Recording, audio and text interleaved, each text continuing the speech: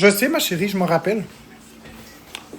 Je vois plus tous les commentaires. Je sais pas si c'est parce que tu as supprimé les commentaires ou c'est parce que ton compte... Je sais pas. Je les vois plus. Ils sont plus là, c'est pas grave. Mais je me rappelle, tes amis, ils étaient là. Je m'en souviens très bien.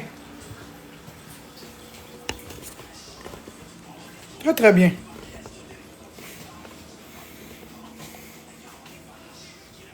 Je sais pas si c'est parce que tu fermais ou ouvrais ton compte, mais je te jure, si tu vas voir la vidéo, ils sont plus là. Ah, attends une minute, parce que ma vidéo est peut-être en masqué. C'est peut-être ça. Attends, je vais en mettre public.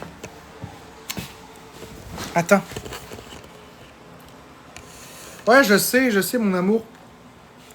C'est peut-être parce que ma vidéo est pas publique. Attends, je vais en mettre public. Des fois, Des fois, ça fait ça. Attends une minute. Tu développes un peu.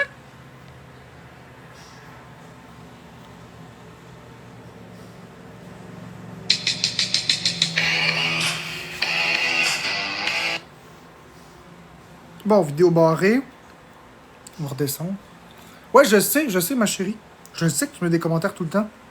C'est pour ça que j'ai été surpris.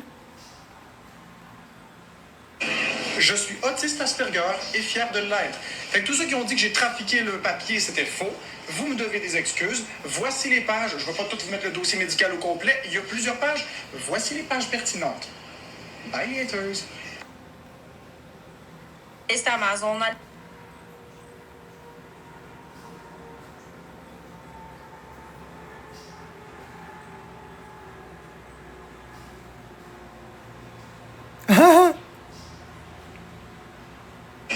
Je...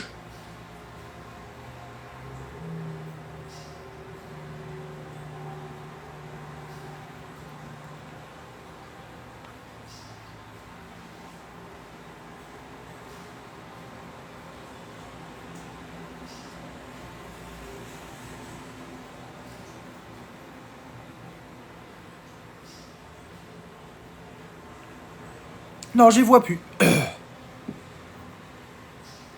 C'est pas grave. Moi, je sais que tu les avais mis.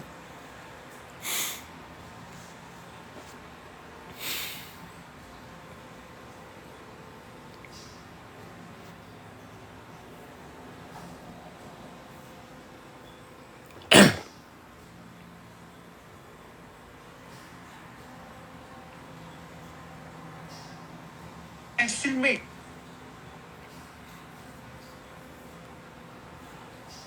Ceux qui prennent pas position sur ma dernière... Ceux qui prennent pas...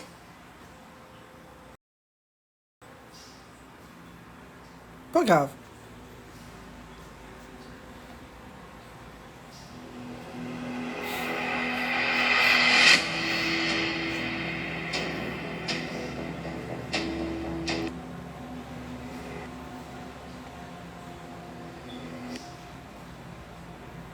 But the most beautiful things in life.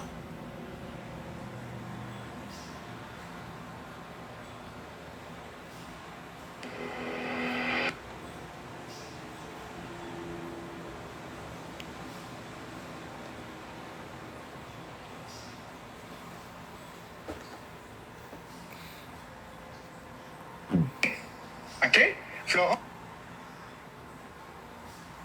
Merci. Merci.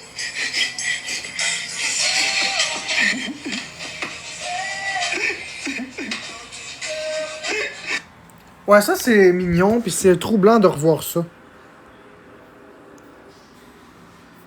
Merci.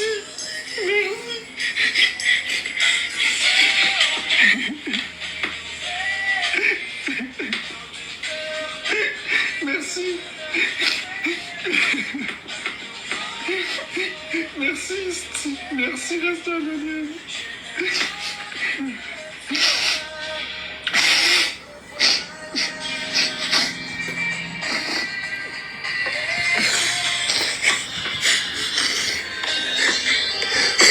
Je vais me moucher.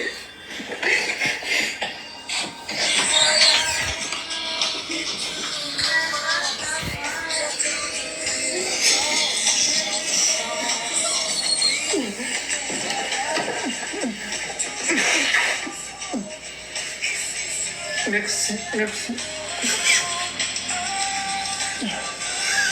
Merci. Oh mon Dieu. Merci. Merci.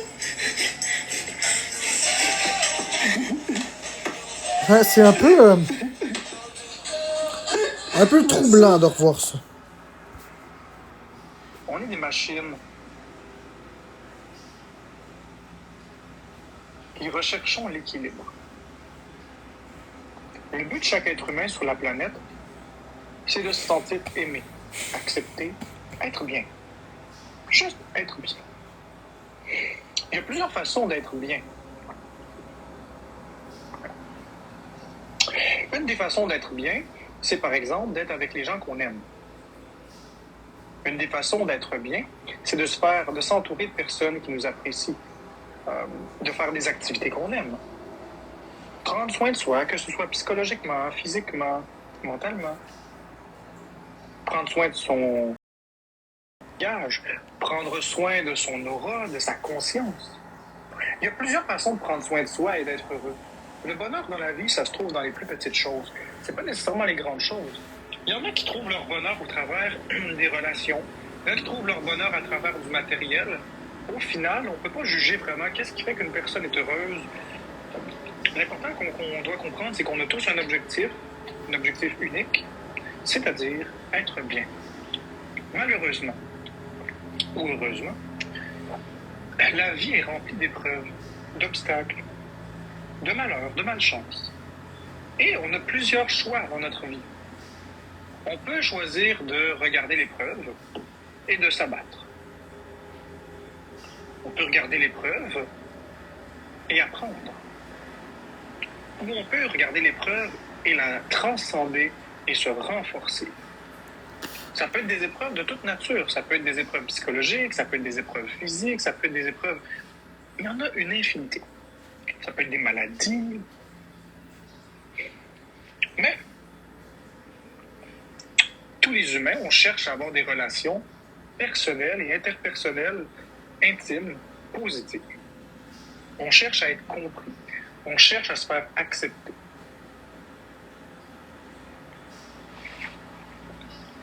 Quand on a un accident de voiture, puis que notre corps se fait propulser par la vitre avant, et qu'on tombe par terre, puis qu'on est ouvert, qu'on se met à saigner. Alors, il y a beaucoup de personnes qui arrivent autour, nous entourent, font tout ce qu'il faut pour nous maintenir en vie le temps que l'ambulance arrive. On a à ce moment-là beaucoup d'amour, beaucoup d'attention, beaucoup de soutien, beaucoup de support. Les gens ont une urgence de nous aider. Mais surtout de nous accepter. C'est visible, c'est physique. La chose, c'est que lorsqu'on vit des épreuves qui soient psychologiques ou invisibles, là-haut, il n'y a plus cet amour, il n'y a plus cette compréhension, il n'y a plus cette urgence d'aider. Il n'y a plus se mettre à la place de l'autre. Autant on peut voir quelqu'un débouler les escaliers et se précipiter pour s'assurer que tout est correct, autant quelqu'un qui a des difficultés mentales, arrête ta comédie. C'est du spectacle. Fais mieux. Respire. Calme-toi maintenant. Arrête de faire une crise. Aide-toi. Mais ces propos témoignent de l'impuissance. Je crois que les personnes qui disent de tels propos sont soit ignorantes, donc n'ont aucune idée de qu'est-ce que la santé mentale, n'ont pas côtoyé beaucoup, ou sont complètement ignorantes. On ne peut pas dire à une personne qui fait une psychose de cesser de faire une psychose. On ne peut pas dire à quelqu'un qui fait une crise de panique d'arrêter de paniquer.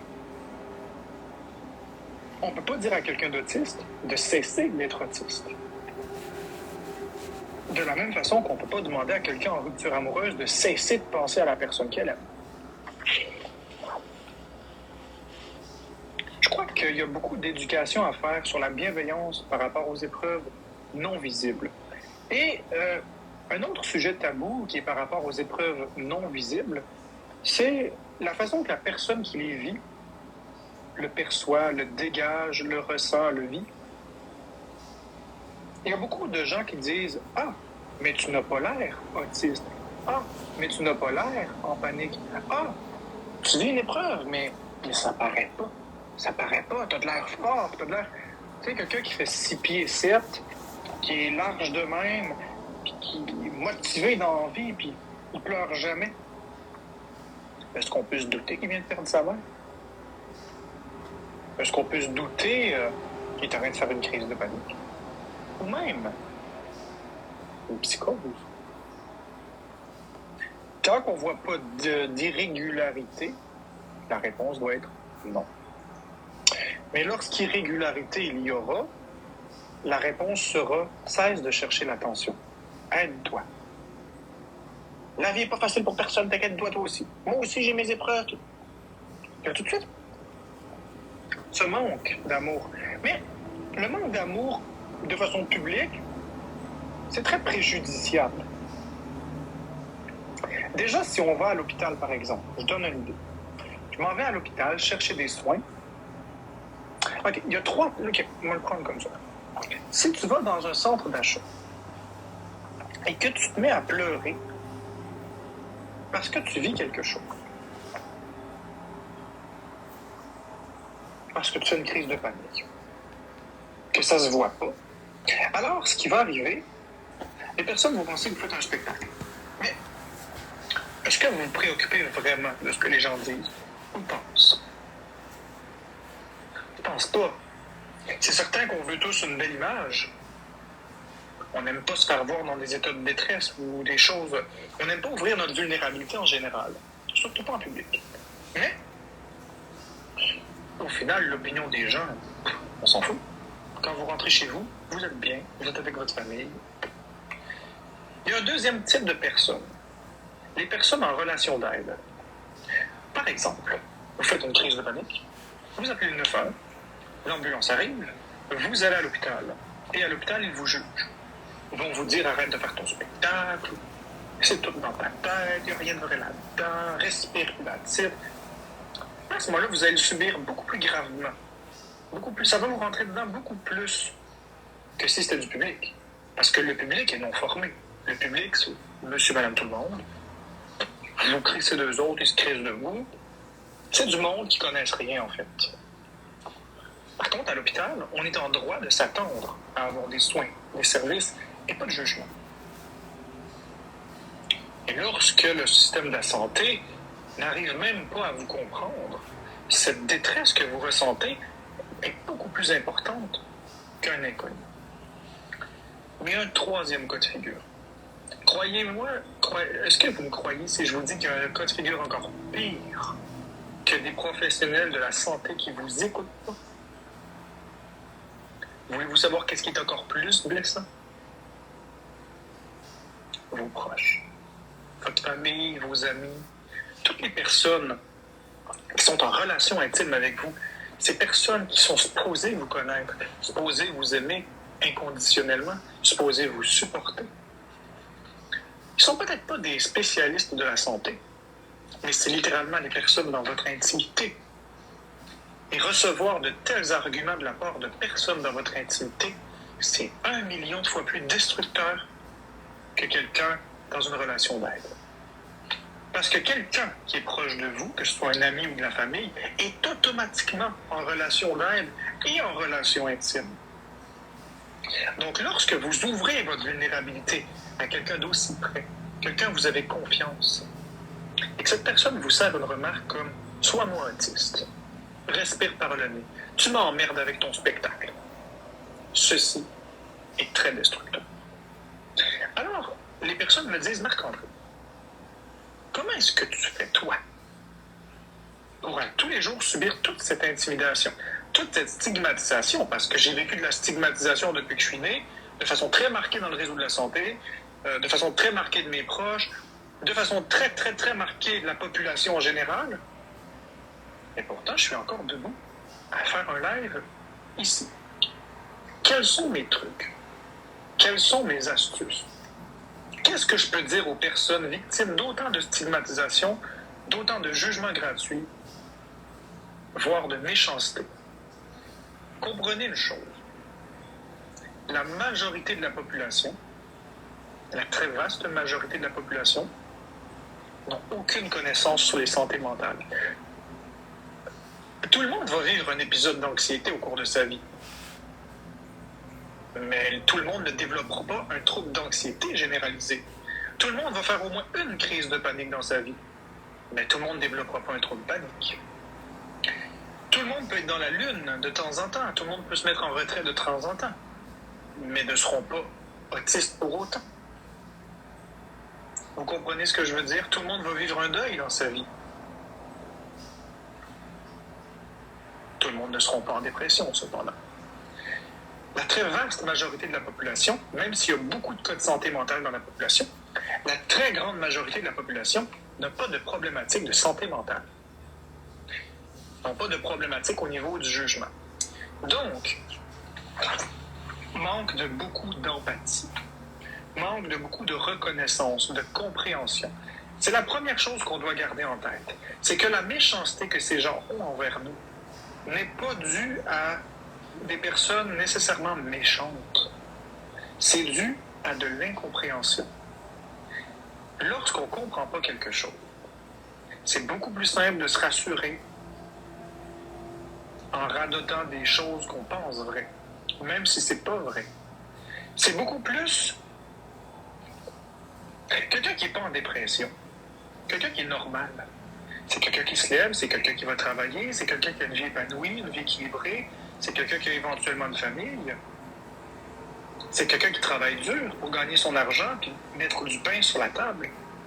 Alors, comment cette personne va réagir si, de l'autre côté, tu as quelqu'un défoiré dans son lit qui dit « Ma vie, c'est de la merde » puis qui reçoit 1400 $ du gouvernement par mois?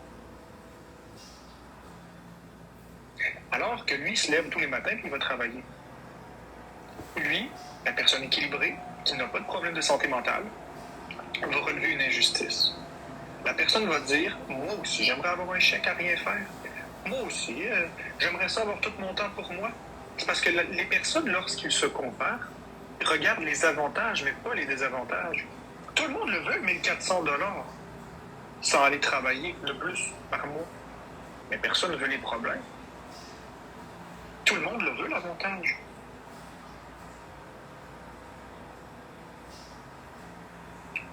Tout le monde veut ça.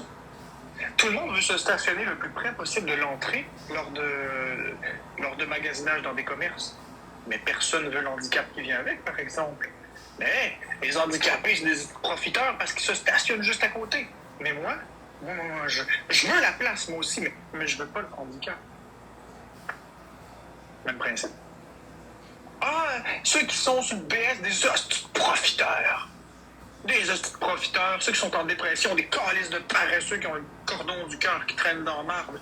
Asti, je t'écœuré, ils profitent du système, ils volent 1400 $ par mois. Moi aussi, je veux ça parce que moi, mais je veux pas leur dépression. Comme les problématiques de santé mentale sont invisibles, c'est propice de croire que des personnes font des spectacles, que des personnes font des demandes, qui veulent vampiriser et sucer le moindre argent de tous les contribuables. Ça rassure de dire ça, parce que ça ramène à quelque chose de rationnel. Parce que lui, il n'est pas paresseux, lui, il est travaillant, lui, il se lève tous les matins pour aller travailler et gagner de l'argent. Fait que quand tu vois quelqu'un dans le lit, pour lui, c'est impensable que ce soit un problème de santé, parce qu'il manque d'empathie. Il manque de compréhension. Ça fait peur.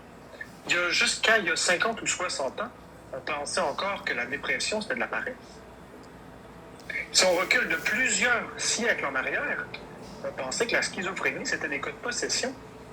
Puis ils tuaient les personnes schizophrènes. Ils les brûlaient sur le bûcher.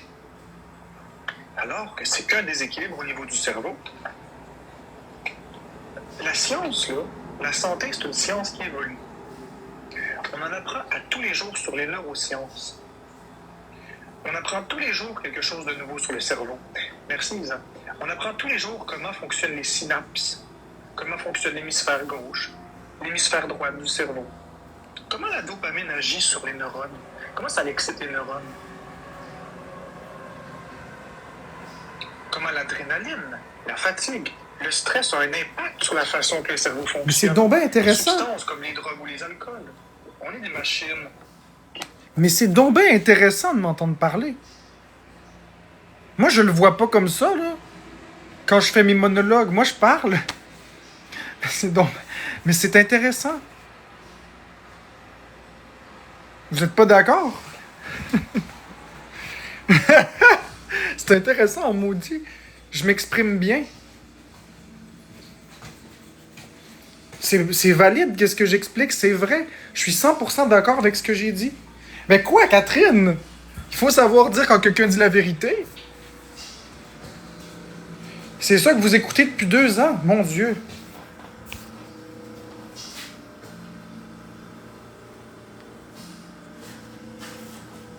Ben oui, mais c'est bon ce que je dis. Je suis d'accord avec ça.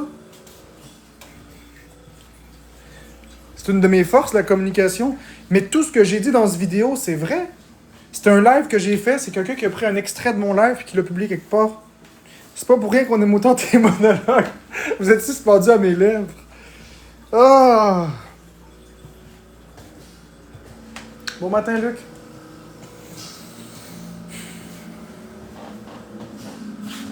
Tu sais, c'est bien référencé, c'est bien exprimé. Le timbre de voix est calme. C'est intéressant. J'aime vraiment écouter ça. Je pense que je vais réécouter des extraits de moi. C'est con, hein?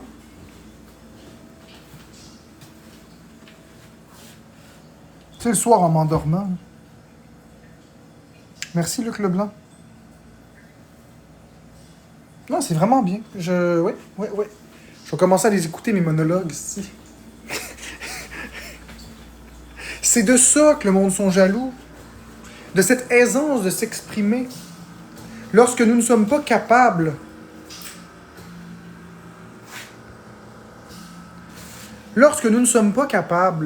de construire quelque chose par nous-mêmes, c'est plus tentant de vouloir détruire, surtout quand une personne est très instruite, qu'une personne est très intelligente. C'est pas juste une question de différence, c'est une question d'envie, une question de jalousie. Bâtir, ça veut dire faire des efforts. Et bâtir, ça suppose aussi d'avoir des connaissances, d'avoir des compétences. Et il se pourrait que ces compétences, nous ne les ayons pas. Il se pourrait aussi que ces dites personnes ne soient pas capables de le faire ou n'aient pas l'envie de le faire. Parce qu'il y a toute une question de constance aussi. Constance, effort, connaissance, volonté.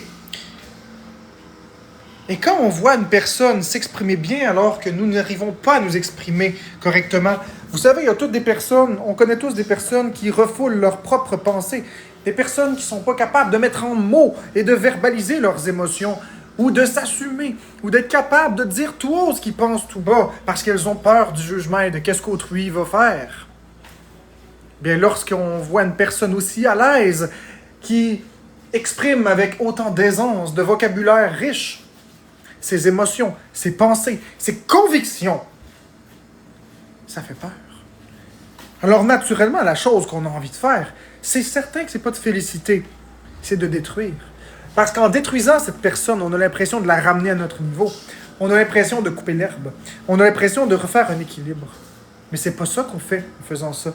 On détruit quelque chose. Parce qu'au final, ces dites personnes qui veulent me détruire sont aussi mes premiers admirateurs, puisque pour déceler des incohérences ou me couper à la hauteur, il faut d'abord qu'ils aient écouté mes monologues. Donc, par définition, se mettre eux-mêmes coupables et complices de cette machination qui vise à destituer, détruire. Et ces personnes seraient même les premières à regretter le départ, si départ il y avait, si destruction il y avait. Parce que sans la richesse du contenu que j'offre, sans les monologues que j'offre, qu'ont-ils à critiquer? Rien. Quand on se rend compte autour de nous que détruire, ça prend bien moins d'énergie que construire, je pourrais prendre un verre puis le lancer sur le mur. C'est facile. Ça prend 2 secondes, le verre est brisé en morceaux. Maintenant, refaisons un verre. Ça prend combien de temps d'en faire un? On peut faire l'exercice tout le monde ensemble à la maison. On peut très bien faire l'exercice, c'est très simple. Vous avez juste besoin de venir prendre...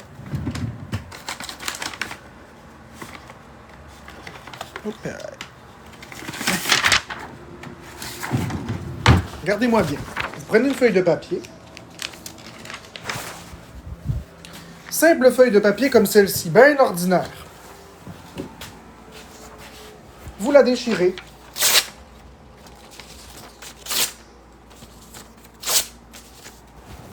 Aucune énergie requise. Voilà. Maintenant, comment on fabrique du papier? Il va falloir aller chercher de la pâte à papier. Il va falloir abattre des arbres, les transformer en copeaux, transformer ça en pâte à papier.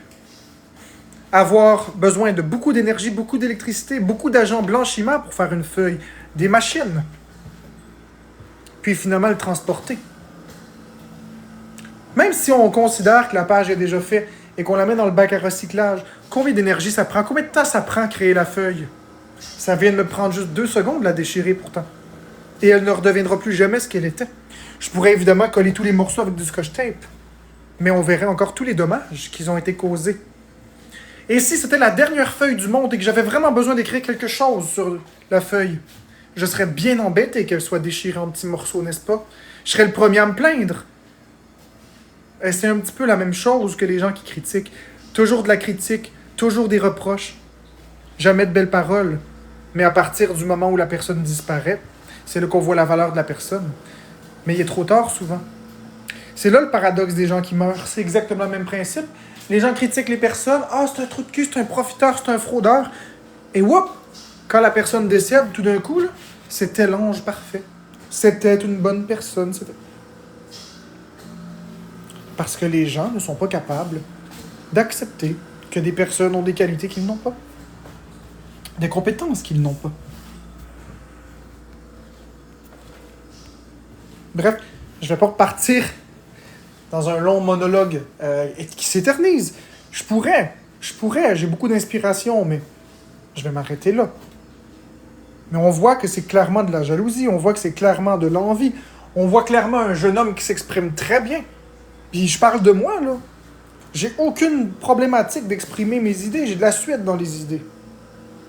Puis ça rend le monde jaloux. Parce que j'ai un auditoire, j'ai du monde qui m'écoute. Puis ce que je dis, ça a du sens.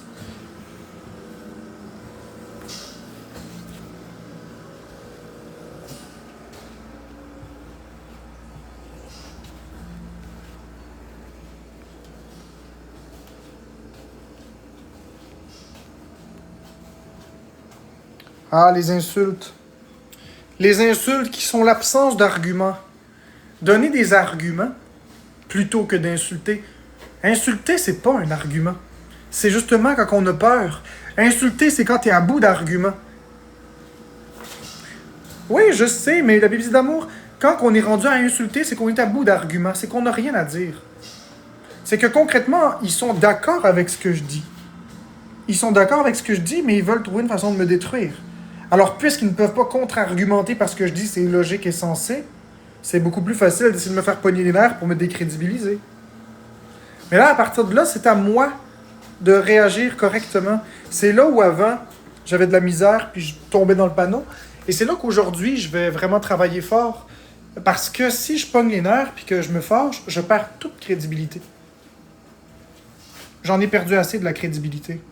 Ce que je dis est logique et sensé. J'ai pas besoin de me baisser à leur niveau.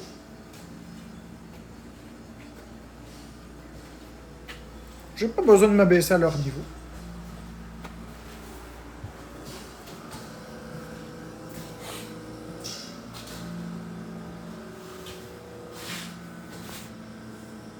De quoi tu parles, Bibi? C'est qui, Bibi? Je sais pas c'est qui, moi, Bibi. J'ai aucune idée c'est qui, Bibi.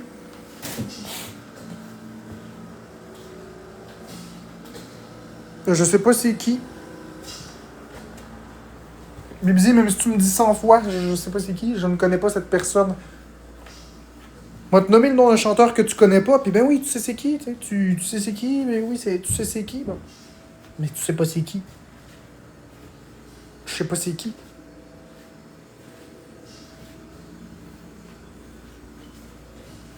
Ça me fait rire des fois quand vous me dites « Ben oui, cette personne-là, mais non, mais je la connais pas. »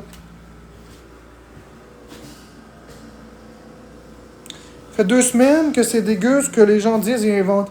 Oui, mais ça, c'est un phénomène social. Ça, c'est un phénomène social. Sur les réseaux sociaux, je vais enlever les commentaires encore. Et concrètement, ce que je vais dire, ça va ressembler un petit peu à ce que je disais, ce que je vous ai montré dans la vidéo. Ça va ressembler un petit peu à ce que je viens de dire. Ça va être dans le même style de famille. C'est que les maladies mentales, la différence, c'est des choses qui sont invisibles dans la tête. Vous voyez la différence physiquement lorsque, par exemple, j'habite dans un appartement qui est moins bien rangé. Lorsque, par exemple, mes cheveux sont tout ébouriffés. Vous voyez une différence. Mais vous voyez pas la différence qui est dans la tête. Et les humains aiment le négatif. Les humains aiment le drama. Qu'est-ce qui est des théories de conspiration? Les humains aiment bien les choses cachées. Et l'autre affaire que les humains ont, c'est un grand ego. Eux autres, ils sont sur un côté de l'écran, ils regardent la réalité, ce qu'ils considèrent la réalité, parce que c'est sur TikTok, et ils se disent « j'ai tout compris, j'ai tout maîtrisé, et voilà ce que je pense de la situation », et ils disent ce qu'ils croient être la réalité, mais en fait, c'est de la désinformation parce que ce n'est qu'un segment de la réalité. Puis il y a évidemment les trolls. Les trolls qui volontairement propagent de la désinformation qui se mélange avec ce que les gens peuvent penser. Et on arrive à une espèce de tourbillon de marde. C'est un petit peu comme quand tu prends une tondeuse, puis tu passes la tondeuse sur une surface sèche, par exemple sur de la pelouse sèche. Alors ça va bien tondre. Mais si par exemple, tu prends ta tondeuse, puis tu passes quand il mouille, puis c'est tout boiteux, tu vas la stocker, ta tondeuse. Tu vas l'étouffer, puis l'hélice va arrêter de tourner. Elle va être poignée de marde. Mais avant d'être capable de la faire tourner à nouveau, il va falloir la virer de bord, la nettoyer, puis la désengorger. Même principe. Même principe. Avec ce qui se dit, il faut entremêler le vrai du faux. Il faut démêler le vrai du faux, qui est tout entrelacé dans une espèce de boue pleine de marde. Mais c'est difficile quand il y a autant de désinformations qui circulent. Maintenant, est-ce que vous êtes capable de dire sur quoi j'ai menti et sur quoi j'ai été honnête en 2 ans? Non, hein? Tout et son contraire circule. Beccabo, c'est moi, c'est mon père, c'est ma femme, c'est Florence, c'est la voisine, c'est un troll, c'est un vieux papy. Qui dit vrai? L'argent donné à Sainte-Justine, c'est-tu rendu? Tu pas rendu? C'est une fraude? C'est pas une fraude? Est-ce que je chie dans des sacs, dans des ziplocs, dans des toilettes? Il y a tellement de désinformation, il y a tellement de tout et son contraire. Est-ce que j'ai un dossier criminel? Est-ce que je ne l'ai pas? Est-ce que j'ai été séjourné en prison? Est-ce que non? Est-ce que j'ai été à Pinel? Est-ce que je fais semblant? Est-ce que je fais pas semblant? J'ai-tu peur? J'ai-tu pas peur? J'ai-tu peur des virus? Ou j'ai peur de la COVID? Ou des bactéries? Des germes? Il se dit tellement de tout et son contraire. Est-ce que j'ai battu Florence? Est-ce que je l'ai pas battu? Tout le monde a sa propre théorie. Et la problématique sur Internet, c'est que tout le monde croit et ne tiennent leur bout. Est-ce que je suis autiste? Est-ce que j'ai rédigé les documents moi-même? Est-ce que j'ai payé un complice pour produire des documents? Tout et son contraire circulent sur TikTok. La problématique sur les réseaux sociaux, c'est que chacun croit avoir la réponse à tout. Chacun croit avoir le fin mot de l'histoire. Et on arrive dans des situations où c'est des personnes qui sont malheureuses dans leur vie et qui, pour se consoler, se comparent et attaquent. Ils ont besoin de voir de la misère humaine pour se sentir mieux. Ils ont besoin de voir un acharnement. Ils ont besoin d'avoir une espèce de solidarité dans un groupe d'intimidation. C'est ça la maudite réalité. Alors, qu'est-ce qui se dit sur Bibi? Je ne connais pas Bibi, mais assurément beaucoup de désinformation. Peut-être qu'il y a des choses qui sont vraies dans ce qui se dit. On peut pas tout mettre sur du faux. Il y a des choses qui sont vraies. Tout comme sur moi aussi, ce qui se dit, il y a des choses qui se sont dites qui sont vraies également. C'est pas tout faux. Mais il y a des choses qui sont vraies. Il y a des choses qui sont vraies, mais amplifiées. Il y a des choses qui sont carrément fausses. Puis il y a des choses qui sont carrément diffamatoires. Mais ça, c'est vrai pour tout le monde qui s'expose. Tu sais, c'est qu'est-ce qui appartient au jugement, qu'est-ce qui appartient à la réalité, qu'est-ce qui appartient à la fiction. Fait que je ne connais pas Bibi, mais ce que je sais, c'est que la seule chose que lui ou elle peuvent faire, je ne sais pas si c'est un homme ou une femme, la seule chose que cette personne peut faire, c'est pas de contrôler ce que les autres pensent, parce que sur les réseaux sociaux, ils se croient tous plus forts, parce que la législation n'est pas encore assez pointue, n'est pas encore assez sévère. Ils sont en train de les créer, les lois. Mais en attendant, ce que la personne peut faire, c'est de contrôler les réactions qu'elle a. Elle ne pourra jamais contrôler l'opinion populaire, mais c'est certain que si la dite personne commence à réagir tout croche, comme moi j'ai fait, mais c'est certain qu'elle va s'attirer des exposes Puis qui dit expose dit pas une bonne vision des gens. Les gens, ils vont voir le premier 10 secondes, puis ils vont se faire une idée avec ça. Ils vont se faire une idée avec ça. Alors que dans le fond, c'est peut-être même pas ça que la personne est. On n'a qu'à regarder les gens qui me suivent depuis le départ. Les gens qui me suivent depuis le départ sont tout à fait au courant que je suis une très noble personne, que je suis pas une personne qui est nécessairement colérique, je suis une personne qui est très pacifique, je suis une personne qui est très généreuse, très empathique. Mais, si on regarde le nombre d'expos sur TikTok, on a l'impression que je suis un monstre. Mais c'est des choses qui sont amplifiées. Mais tout ça, c'est à cause de réactions que j'ai eues.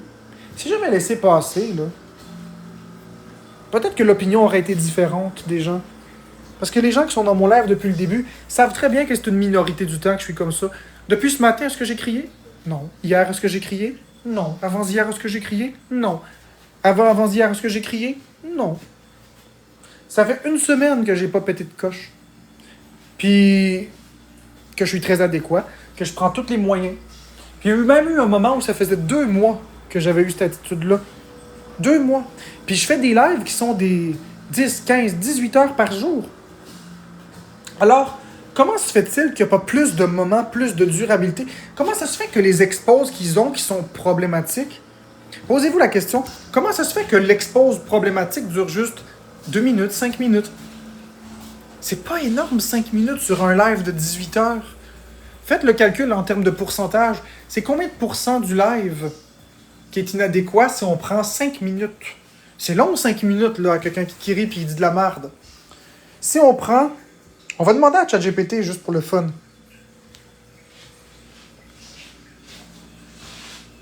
Pour les pourcentages. Si je fais un live de 18 heures et que je suis inadéquat 5 minutes dans le live, quel est le pourcentage du live auquel je suis inadéquat? Alors, on va faire un petit calcul rapide. Si ton live dure 18 heures au total et que tu es inadéquat pendant 5 minutes, on va convertir 18 heures en minutes pour que ce soit plus simple. 18 heures, c'est 18 fois 60 minutes, donc 1080 minutes au total. Maintenant, on prend les 5 minutes d'inadéquation et on divise par le total de 1080 minutes, puis on multiplie par 100 pour avoir le pourcentage. Ça donne environ 0,46% du live où tu es inadéquat. Donc, c'est vraiment une très petite fraction. Vous voyez? Si on prend un live de 18 heures et que j'envoie chier le monde pendant 5 minutes non-stop, puis qu'après je me reprends, ça veut dire que j'ai été inadéquat seulement 0,46. Et par la même façon, si je suis inadéquat pendant 15 minutes, quel est le pourcentage du live où je suis inadéquat? Absolument. On va faire exactement le même genre de calcul. 1,3%. Donc, on reste sur les 18 heures. C'est toujours 1080 minutes au total. Si tu es inadéquat pendant 15 minutes, on prend ces 15 minutes, on les divise par les 1080 minutes totales, puis on multiplie par 100. Ça va te donner environ 1,39% du live où tu es inadéquat. Donc même là, ça reste très minime sur l'ensemble. Donc même si 15 minutes non-stop, même si 30 minutes non-stop, je serais inadéquat, puis c'est pas le cas, là, ça demeurerait moins de 4% du temps où je serais inadéquat. Ce qui veut donc dire que je serais 96% du temps correct. Mais les gens préfèrent se focusser sur le 4% négatif plutôt que le 96% qui va bien. Et c'est ce petit 4%. Puis ça, c'est en exagérant, le 30 minutes de marde. Moi, je mets au défi les gens de trouver des segments de 30 minutes où je suis inadéquat 30 minutes consécutifs ou cumulatifs dans une seule journée. Je ne crois pas que ça existe. Parce que je suis une personne qui est calme de nature. Et oui, je réagis parfois fortement. Oui, j'ai eu des propos inadéquats. Je le cache pas. Mais sur des lives de 18 heures, là, c'est même pas 1% du temps. 5 minutes, c'est même pas 1% du temps. C'est 0,46%. Fait que tu sais, c'est un peu ça que je dirais pour Bibi. C'est normal d'être réactif, mais plus elle va donner de l'importance à ces personnes, plus elle va leur donner du pouvoir, et plus elle va salir son image. Donc, le mieux, c'est de ne pas réagir. Je sais que c'est difficile. Puis ça vous fait prendre conscience de des choses, hein, mes amis. Vous écoutez ce que ça dit, et vous voyez que 30 minutes d'inadéquation, c'est 4% dans un live de 18 heures. Prenez conscience. Puis c'est pas tous les jours là, que je suis inadéquat. Là. C'est de temps en temps. OK? On va prendre ChatGPT encore, puis on va y proposer une moyenne. Si je fais des lives de 18 heures par jour, tous les jours pendant 30 jours, et que je suis inadéquat 10 heures au total dans le mois, quel pourcentage du temps je suis inadéquat? Bien sûr, on va calculer ça ensemble. Alors, si tu fais 18 heures de live par jour et que tu le fais chaque jour pendant 30 jours, on va déjà calculer le total d'heures de live dans le mois. Donc, 18 heures par jour fois 30 jours, ça fait 540 heures de live dans le mois. Si tu es inadéquat 10 heures au total sur ces 540 heures, on divise 10 par 540 et on multiplie par 100 pour avoir le pourcentage. Ça te donne environ 1,85% du temps total où tu es inadéquat. Donc, c'est vraiment une petite portion sur l'ensemble de ton mois de live. Donc, 10 heures. Ça veut dire que il faudrait un compte Expose qui fait plus que 10 heures de contenu consécutif, bout à bout, de moi qui dis de la merde. Et on sait tous que les comptes Expose n'ont pas 10 heures de contenu par mois. Donc, je suis inadéquat beaucoup moins que 1% du temps. Donc, au final, quand on y pense, est-ce que si on fait parler les chiffres, est-ce que c'est si pire que ça? Ma communauté sait très bien que ce que je dis est véridique. C'est les haters qui vont dire « Ah, de la merde, c'est pas vrai. » Puis la réalité, c'est que je suis inadéquat moins d'1% du temps. Puis je travaille à ce que ce pourcent-là n'existe plus. Fait que voilà, je sais pas qui est Bibi, mais mon conseil pour elle ou pour lui, c'est de ne pas donner du gaz à ces personnes. Ne pas réagir mal.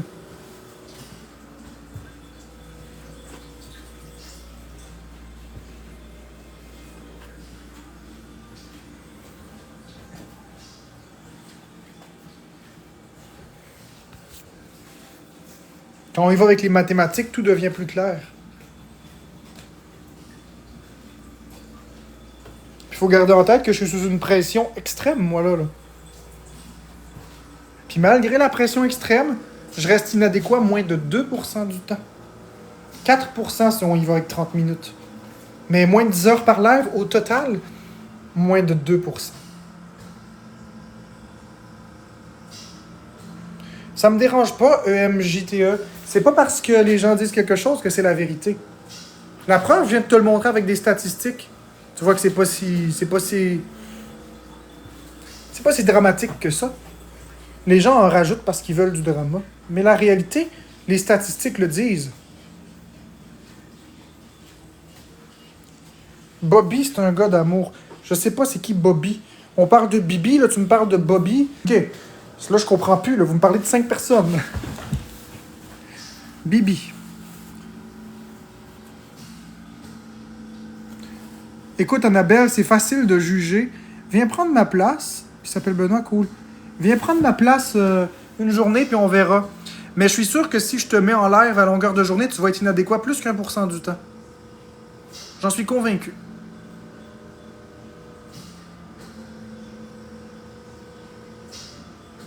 Personne n'est parfait. Je ne suis pas une machine, tu n'es pas une machine, personne n'est une machine. Alors, si tu veux voir le négatif, vois-le.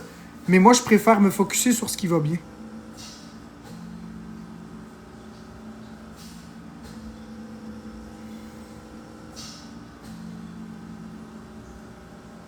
Et en plus, j'ai un TSA. En plus.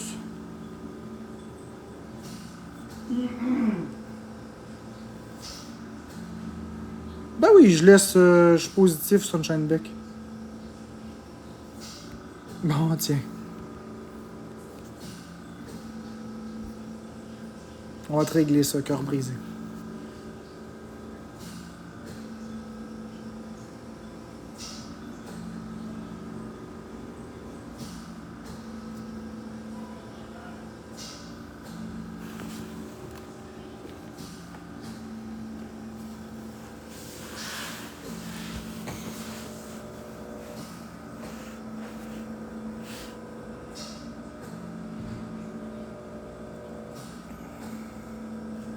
Non, et Catherine.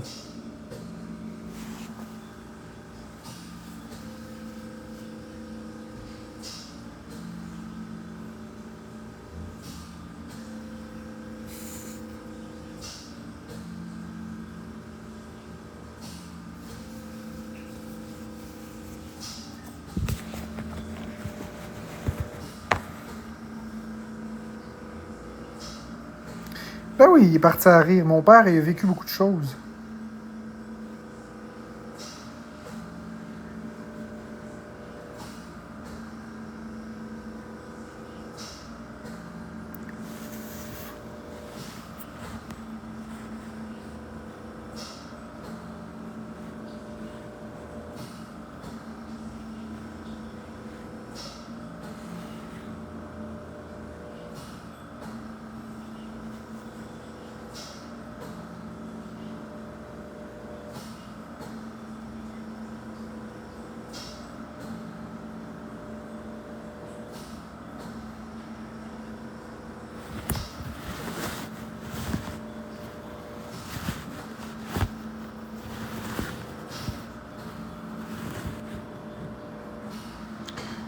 Fait que c'est ça. Vous avez pas plus de choses à dire que ça?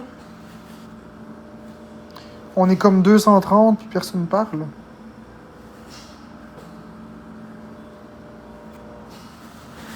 Comme tout le monde, je jube. Comme tout le monde dit et fait des choses déplacées dans la vie. C'est pas exclusif à Marc-André Drouin, ça. C'est pas exclusif à Marc-André Drouin.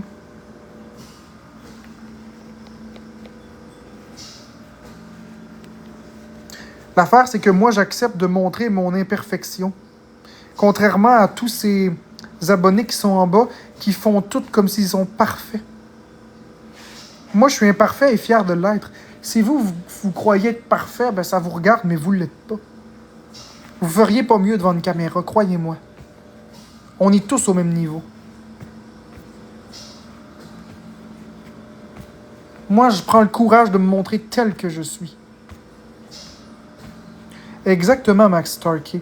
Eux, là, qui sont dans le chat, là, en bas, là, avec des comptes anonymes, là, ils font semblant. Ah, je suis parfait, ça n'a pas d'allure, ils font juste critiquer. Qui viennent la prendre, ma place. Oh non, MJ, j'ai pas à m'attendre à des représailles parce que je montre mes imperfections. Des représailles. Tu te prends pour qui, espèce de bourreau? T'es un bourreau. Tu te prends pour qui, Emily? Des représailles. Va t'en faire des représailles, moi. Va t'en faire des représailles. Ben oui, Max Starkey, c'est un art. Des représailles.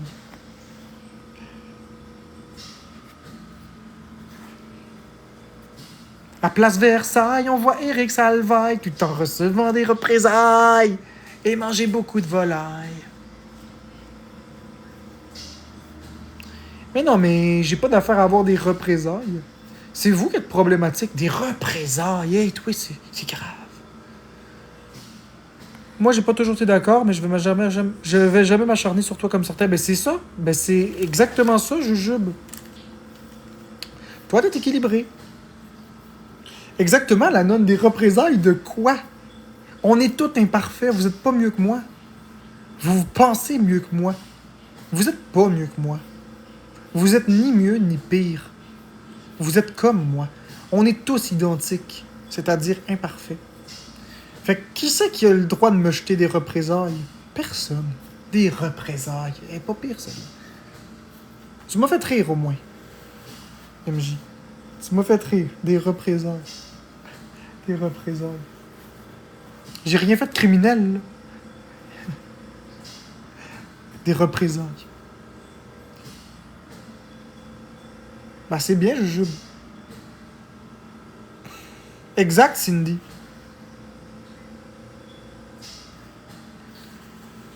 Exact, la nonne. On a tous nos défauts, on a tous nos squelettes dans le placard, etc. Je comprends pas ce monde qui se croit supérieur. Les premiers qui jugent puis qui critiquent, c'est eux qui ont le plus de squelettes en plus dans leur placard.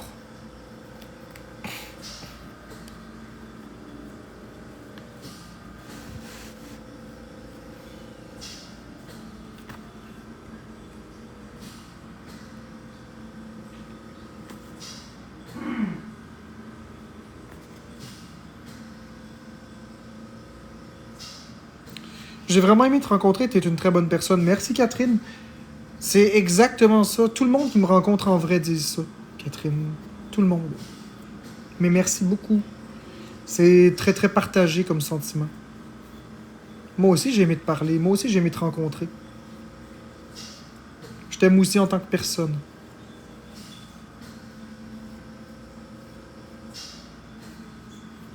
Je suis loin d'être un dangereux criminel notoire comme que les gens se permettent de dire. Je suis loin d'être un violent comme le monde dit. Je suis loin d'être un gourou. Je suis juste une personne qui essaie de faire sa vie.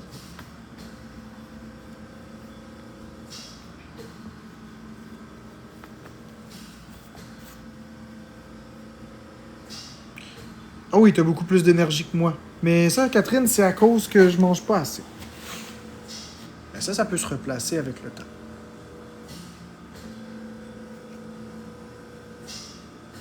Fait que là, moi, je vais mettre fin à mon live parce que justement, ça me tente plus. J'ai plus vraiment l'énergie. Puis, comme je le dis, ben, ça paye pas. Fait que moi, quand ça paye pas, je vais aller prendre mon temps pour autre chose.